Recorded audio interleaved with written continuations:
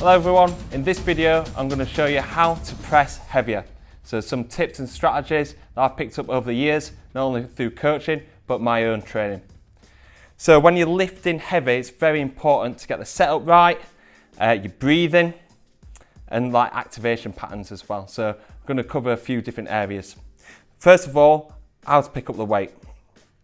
So if you have a training partner, obviously people like get it passed up to you, but even then I think it's personally better for me to just pick it up from the floor. You want to try and pick it up in a deadlift position without expending too much energy. So I kind of get the dumbbells just off the seat where I can just go into a bit of a deadlift position, lift it up to my knees and then just sit it on top of my knees. So I'm not going up into full extension, but I'm getting a nice strong back using my legs and expending very little energy to get the weight onto the knees. So now it's important to get a good transition from the setup position to that first rep. A lot of people, especially when they're pressing heavy, struggle with the first repetition because they're starting from a dead start and they don't get that stretch shortening cycle of the chest and the triceps, and they don't get that momentum into the lift. So it's important to go from the setup, transition into the first rep as quickly as possible and as effective as possible as well. So you're actually counting it as full repetition, but also you're still gaining that speed and momentum. So your rep, I always say, starts from here. Take that deep breath in, lock those lats down to create that stable base. And then when you rock back into the bench press position, you then press as quickly as you can. So as soon as your back hits the bench, as soon as your head hits the bench, you go into that first rep. So deep breath in, lock those lats down, come back and lift. So you can see there that I'm losing no momentum as I'm going from that start position. Okay. The next one is to make sure you get your breathing pattern right. So you take that deep breath in at the top to create that tension through the core and the upper back. Pull the weight down and then drive it back up and then breathe out at the top. So I'll demonstrate from the bottom.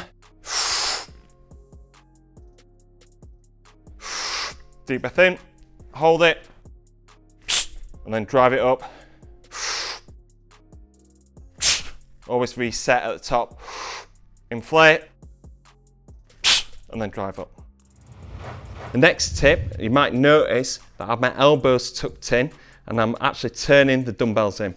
Now a lot of people, they go quite wide with the chest press, which I don't particularly like because it puts a lot of strain on this anterior shoulder, which gets a lot of strain if you're a boxer anyway.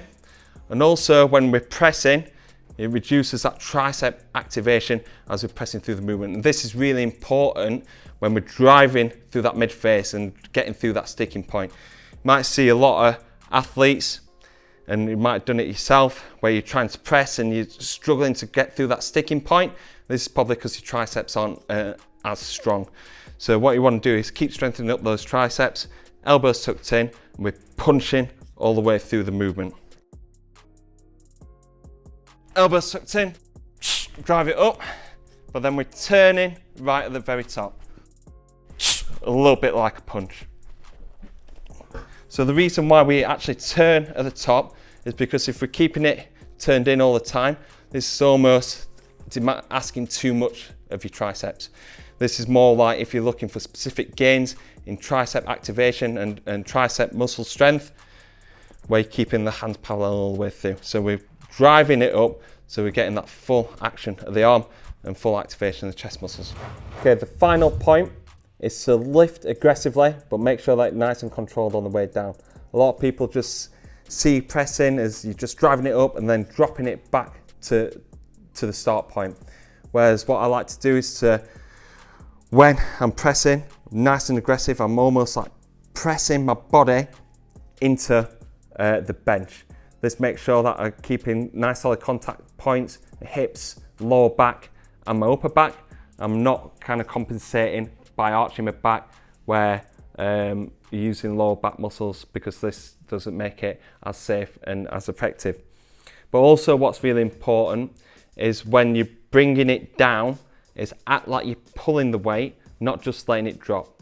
A lot of people just drop it in, and when they drop it in, they're not creating that stable base, so they're not activating the lats and creating that stable base, and they're putting a lot of pressure onto this anterior shoulder joint. So instead of thinking of just lowering it down, act like you're pulling it in or pulling your body up, and this will activate your lats, create that stable base for you to fire from. So I'll show you an example. Deep breath in, pulling the weight down, and then driving it up. I'm not just letting it drop and drive up. There, pulling it down, and then driving it up. So they're my top tips for heavy press in terms of technique. Now, if you're wanting to get stronger, it's very important to get the volume and the intensity right. So let's say you're struggling to hit a certain number for a certain amount of reps. What I'd say is start using clusters, start using eccentrics, going up for like higher volumes, and then start doing some lower volumes and higher intensities. Keep mixing it up. Don't just try and go for 5 sets of 5 and then trying to achieve 2.5 or 5 kilos extra on each dumbbell each week. You've got to keep mixing it up. And if you want any more tips about how to get stronger and faster, in particular for boxing and combat sports, check out the Boxing Science website, boxingscience.co.uk, and also check out our memberships, products and services. Okay guys, if you're not a subscriber yet to our YouTube channel, please hit the subscribe button, and I'll hopefully see you in the next video.